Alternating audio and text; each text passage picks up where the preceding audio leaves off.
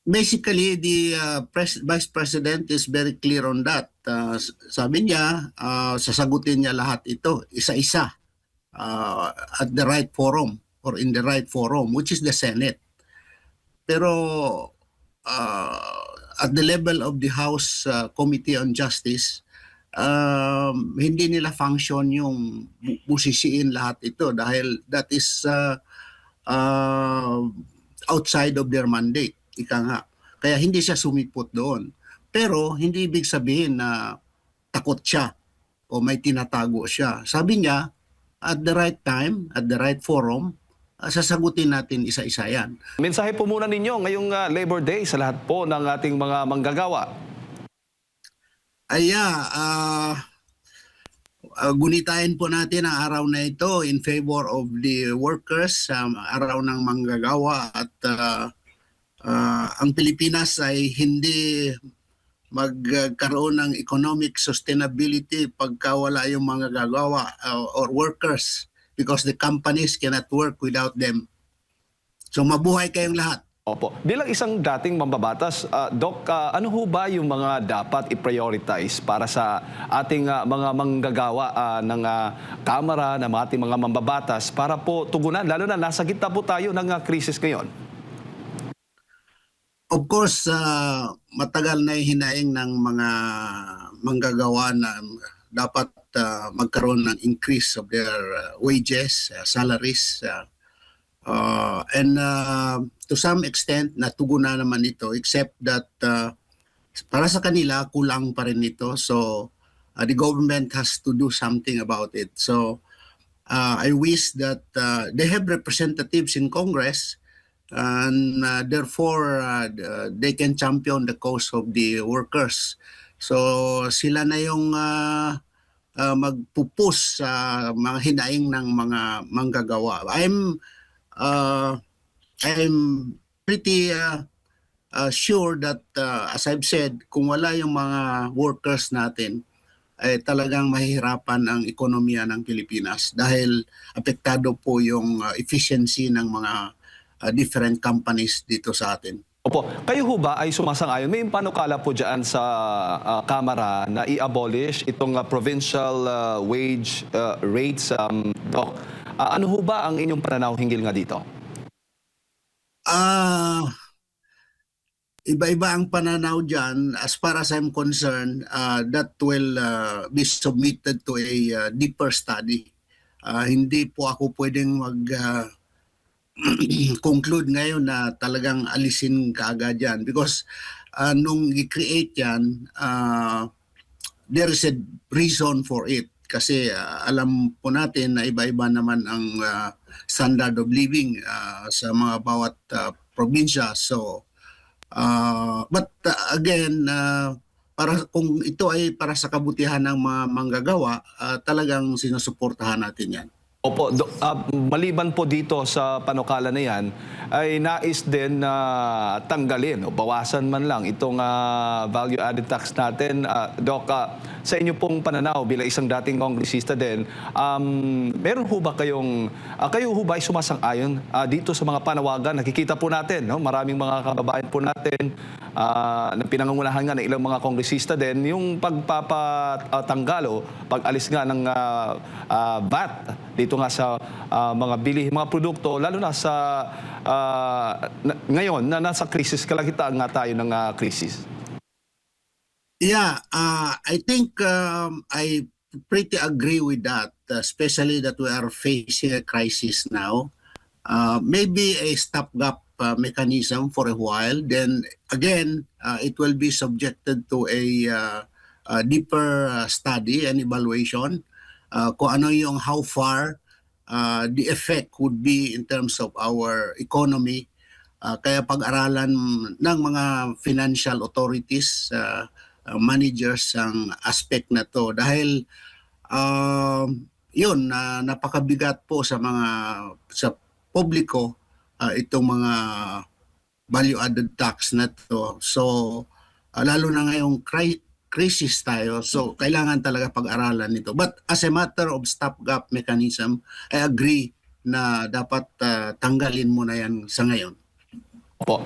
At siyempre ngayon ang Kongreso ay abala din isa sa mga pinagtutuunan nila itong kaso naman ng impeachment itong mga impeachment complaint laban kay Vice President Sara Duterte. Ano po ba ang inyong pananaw hinggil nga dito sa pagpapa-impeach sa pangalawang pangulo?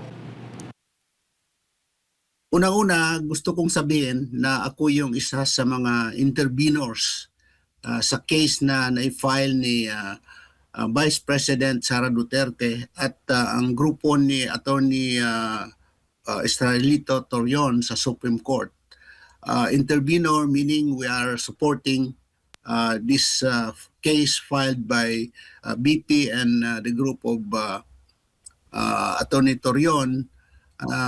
Dahil sa nakikita po natin, kita ng publiko na mayroon pong grave abuse of discretion at abuse of power ng mga members ng Justice Committee ng House of Representatives.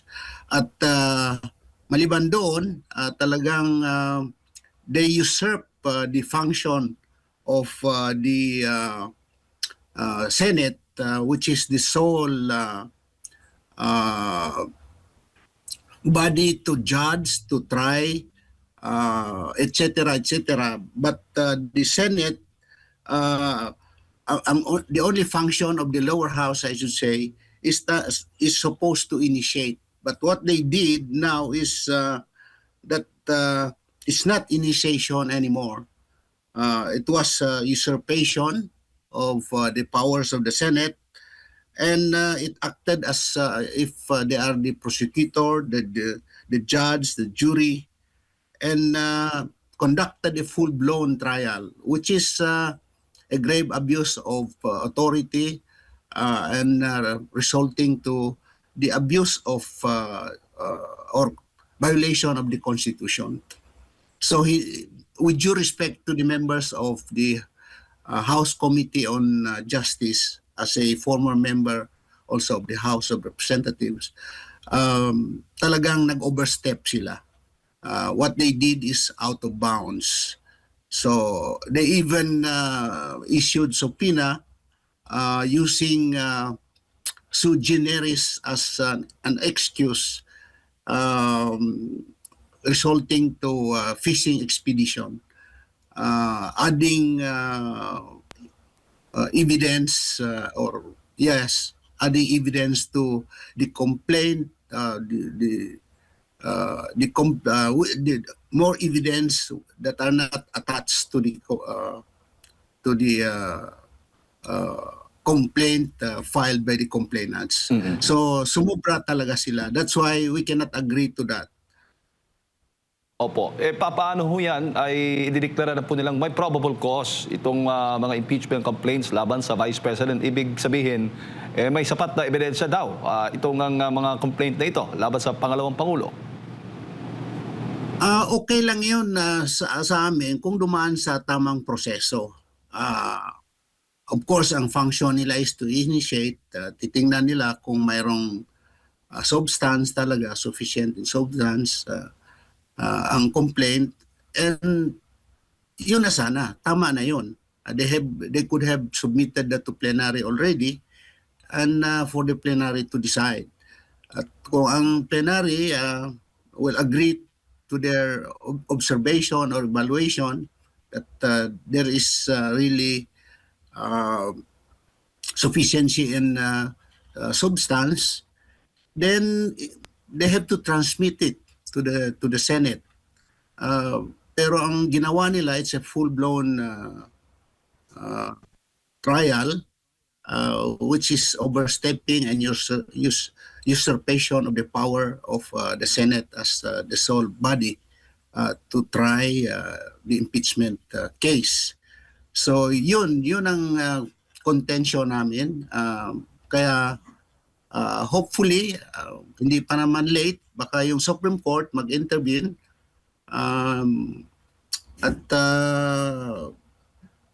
gawing unconstitutional. They have to rule this as an unconstitutional. The process the lower house has done is unconstitutional. Maliban doon, we are also calling on the Senate to uphold the Constitution and dismiss these tainted articles of impeachment once it reaches their doorstep. Dahil may kasabihan tayo, we cannot eat the fruit of a poison. We cannot eat ano ba yun? We cannot eat the fruit of a poison tree. Okay? So, from the very beginning, talagang mali na talaga ang nangyari in terms of process and the parameters of their functions and mandate. Pero maliban po doon sa proseso, kung tama ba o hindi, doon po sa issue mismo na kanila pong, o mga alegasyon na kanila pong inihahayag, katulad na lamang po dito sa maling paggamit daw ng confidential at intelligence funds ng Office of the Vice President at maging yung mga inilahad o binulgar na mga kahinahinalang transaksyon di umano ng pangalawang Pangulo at hindi may paliwanag na yaman at yung pagkabigo din daw ng pangalawang Pangulo na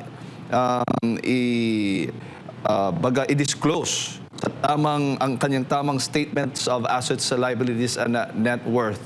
Ano ho ang inyong pananaw dito? Kabilang na yung kanyang pagbabanta doon doon sa buhay ng Pangulong Ferdinand Marcos Jr. at ng kanyang pamilya.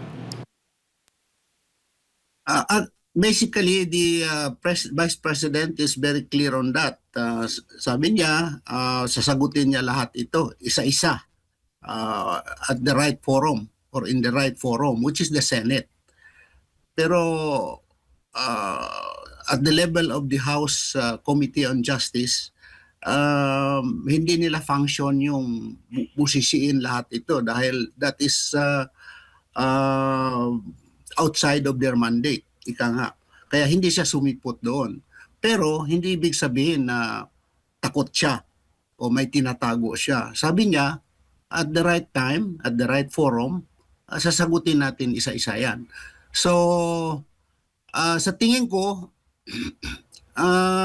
everything as far as these issues against the Vice President the documents, for example, are all above board. They can, her lawyers, including herself, can explain this for as long as the venue is in order or right, like what I've said, the Senate. So, I cannot comment on the validity of the SALN because I have not seen it. Yung kanyang grave threat naman, sabi niya, is there a crime when you threat or sorry, is there a crime from the grave? Yan ang sabi niya. Conditional yung kanyang threat. Kung sakaling papatayin siya o pinatay siya, at least mayroon ng taong napagsabihan niya upang maghiganti para sa kanya. At ang sample nga niya dito ay yung case ni Ninoy Aquino. Si Ninoy Aquino pinatay sa tarmac at hindi talaga siya nakapaghiganti dahil wala siyang habilin sa mga tao na pwedeng maghiganti sa kanya. So much as I want to discuss this in details, pero I leave that to the lawyers and the discretion of the Vice President to make an accurate answer in all these accusations.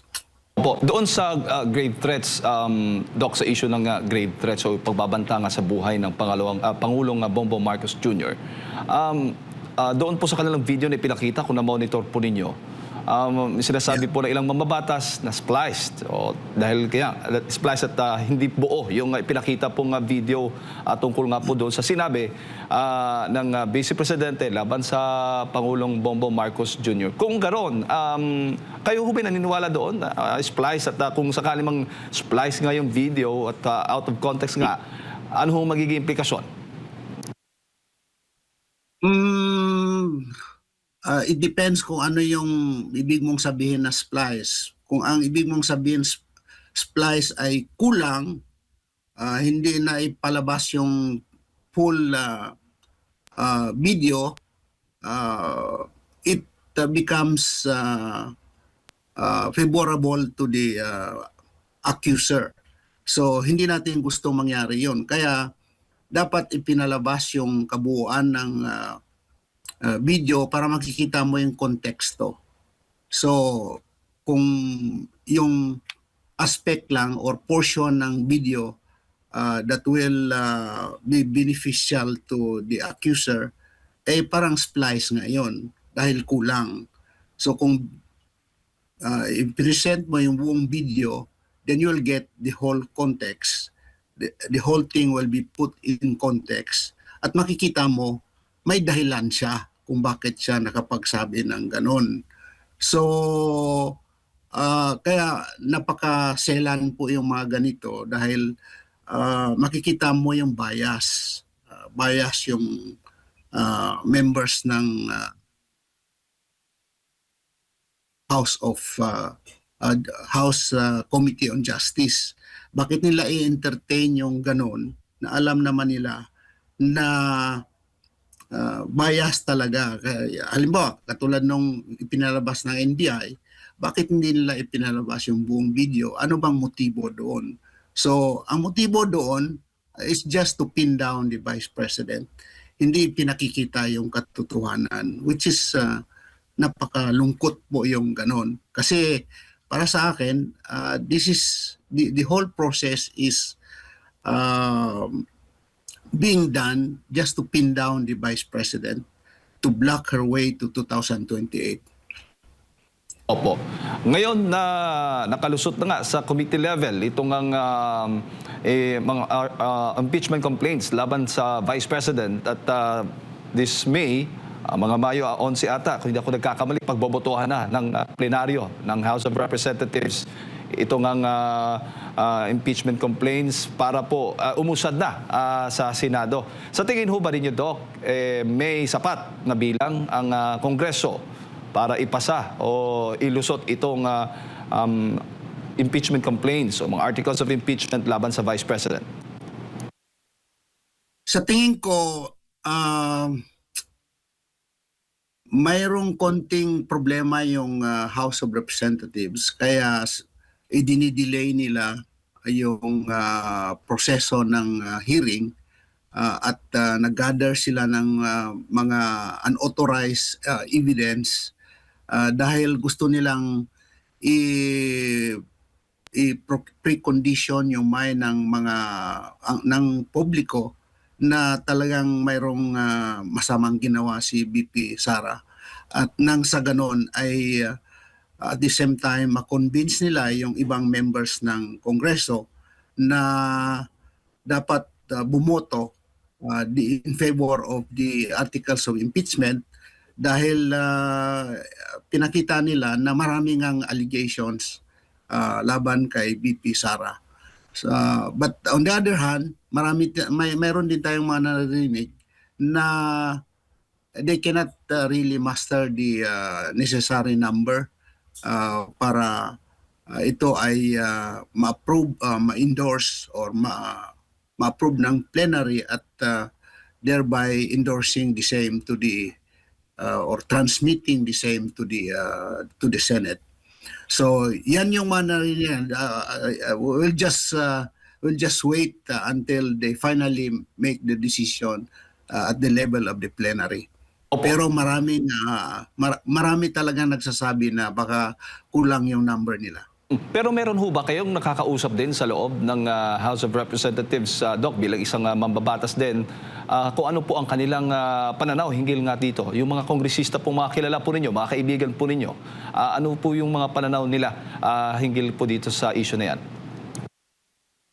Basically kami from the DDS Saraol, mayroon kaming panawagan na dapat talaga hindi sila bumoto dahil hindi namin sila bobotohan o iboboto pagdating ng 2028 election. So sila naman ay may positive response to this. At maraming talagang hindi responsive na pag-endorse ng articles of impeachment. Kasi nga ito ay isang political vendetta at apektado naman yung credibility nila sa mga constituency nila kapag susuportahan nila. So hopefully they walk their talk na hindi nila susuportahan yung endorsement ng articles of impeachment. Kung sakali mang maprobahan nga dyan sa Kamara at iaakit nga yung kaso niyan sa Senado na magsisilbing impeachment court para nga sa formal na paglilitis, Doc, agad-agad ay sisimulan na ng Senado o itinuturing na impeachment court yung paglilitis nga sa kaso na ito ng Vice President. Lalo na may desisyon na po ang Supreme Court tungkol nga po doon sa salitang forthwith. Doc, ano po ba ang masasabi po ninyo? We have to leave that to the Senate as the impeachment court. May definition naman yung Supreme Court sa sa word na term na forthwith. Depende daw sa situation. So we cannot compel the Senate to act on it. They have their own internal rules, impeachment rules. They have to see to it that their act will be consistent with their impeachment rules and the rules of the Senate for that matter. So, but kami, ang panawagan namin ay for the Senate to outrightly dismiss this because it's void ab initio, so to speak. Mali na mula sa umpisa pa. There is abuse of discretion. There is abuse of authority. They overstep their function, their mandate, just to merely initiate the impeachment complaint, but they have resorted to a full-blown trial, which is the sole power of the Senate as an impeachment court. So, yun ang panawagan namin sa Senate because they cannot be part of a process na mali mula sa umpisa. Otherwise, they will be charged of legitimizing something that is wrong from the very beginning. Pero, Doc, may pahayag po yung Senate President mismo. Iginit po ni Senate President Tito Soto na agad kikilos po yung Senado kapag natanggap nga itong articles of impeachment laban kay Vice President Sara Duterte, kung saan nga, ang sabi ayon sa kanya, ang forthwith ay nangangahulugang kinabukasan agad. Yung komento po. Well, it depends on him. If that's his appreciation of the word forthwith, we can only do so much. But there are 24 members of the Senate, so that will be subjected to a extensive deliberation, debate. So at the end of the day, pagbubotohan nila yan. Pero as I've said, bukas, susunod na araw, dapat consistent sa kanilang impeachment rules and rules of the Senate. Yun lang yun. But kami, ang panawagan namin talaga ay for the well-meaning members of the Senate, dapat outright dismissal itong articles of impeachment once akyat sa kanila. Dahil nga may grave abuse of discretion, it's unconstitutional, and there's usurpation of their power as a impeachment court. So, tuloy-tuloy kami sa panawagan namin sa Senate. Alam namin, maraming well-meaning senators and they don't want to be part of a process that is wrong or mali mula sa umpisa pa. Po, masapat pa rin ho ba yung suporta niyan na para sa pangalawang Pangulo? Lalo't ilan nga po sa mga kaalyado ng mga Dutertes, ng mga senador ay ang inuusig ngayon. Baga, tulad na lamang kay Senator Bato de la Rosa, makakaapekto ho ba yun sa magiging suporta ng Vice Presidente dyan sa Senado at ang ilang pang mga senador na kilala po nating sumusuporta nga sa pangalawang Pangulo? Sa tingin ko kahit wala si Senator De La Rosa ay di makaapekto ang boto ng mga supporters ni VP Sara. Kasi the challenge is in the majority. They have to master the two-third votes to convict her. And that is numbering to 16 senators. So, yun ang kanilang challenge. Paano nila ma-master yung 16 votes? So at as it is now, mukhang mahirapan sila. Dahil siyam yata yung opposition or members of the minority block of the Senate. So napakahirap. Pero again, mahirap magsalita kasi politics ito. So many things can happen that we cannot see. So some may be pressured, I hope not, for one reason or the other.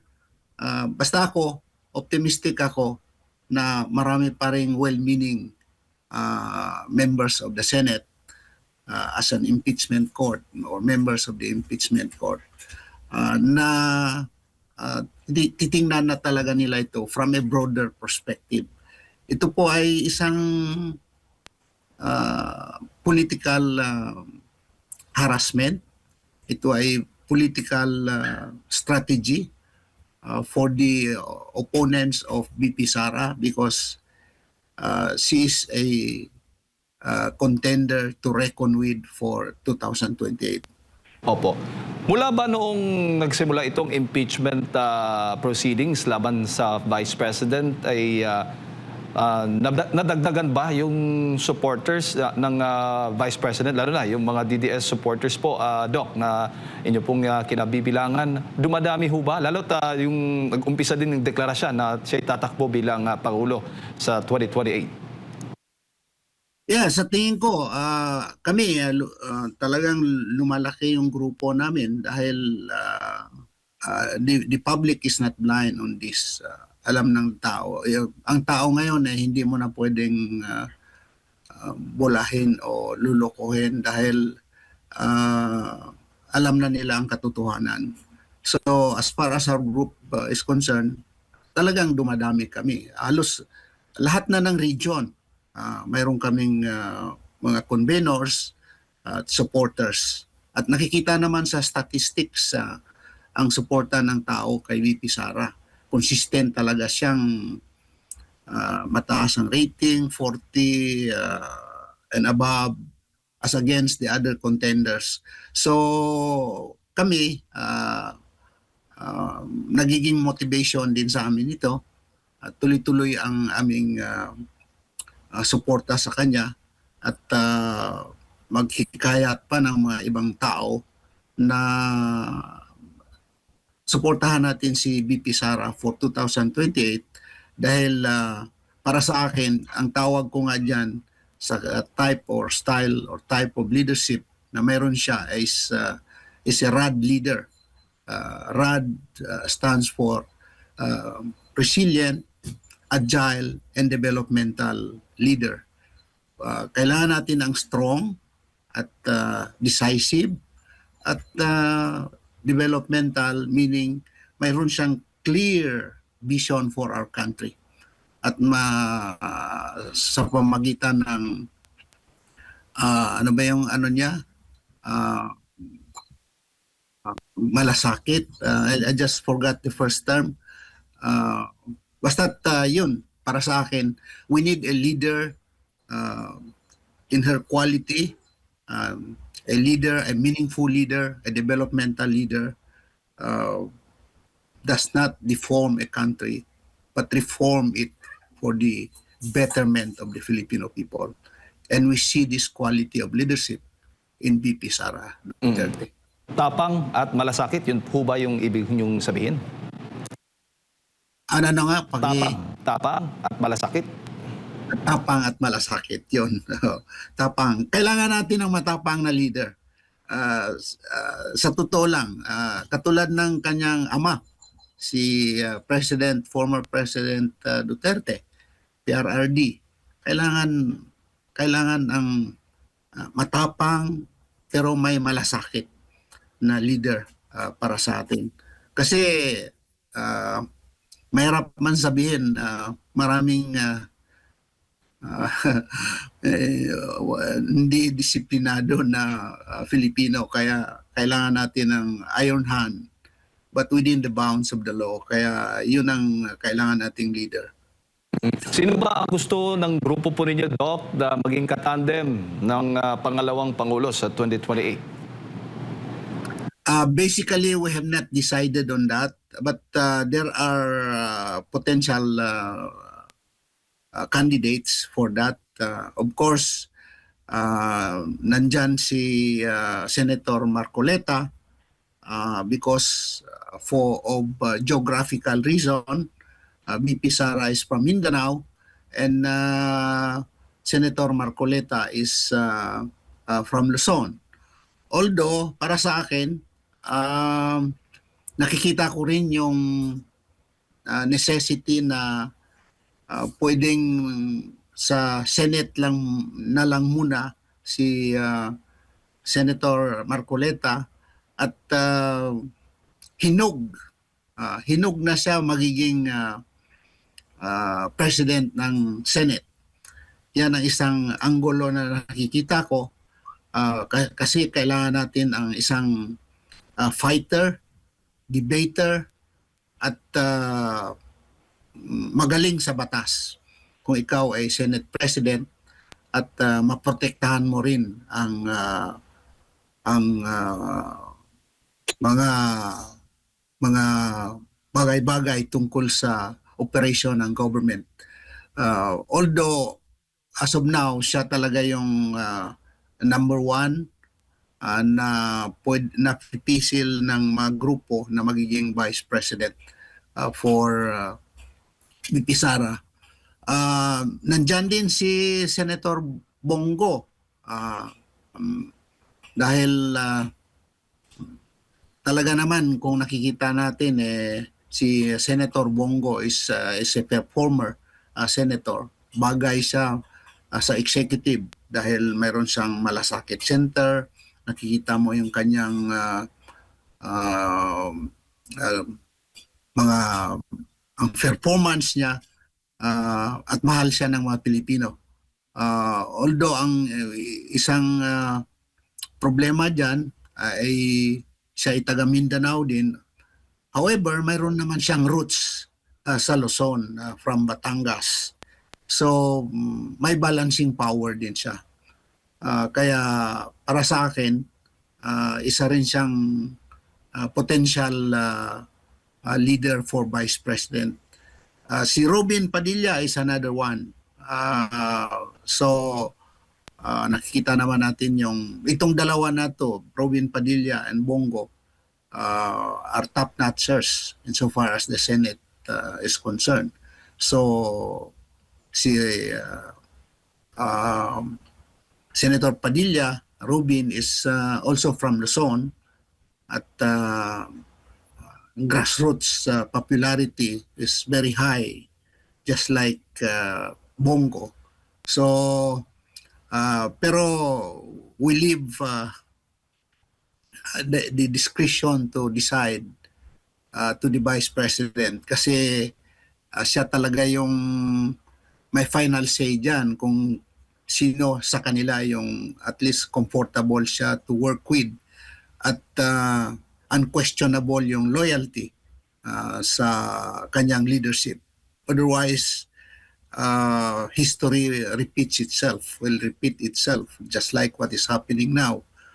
Dahil hindi magka-tandem yung president at vice president, so hindi talaga nagiging united yung mga leaders natin at maapektuhan yung Filipino people.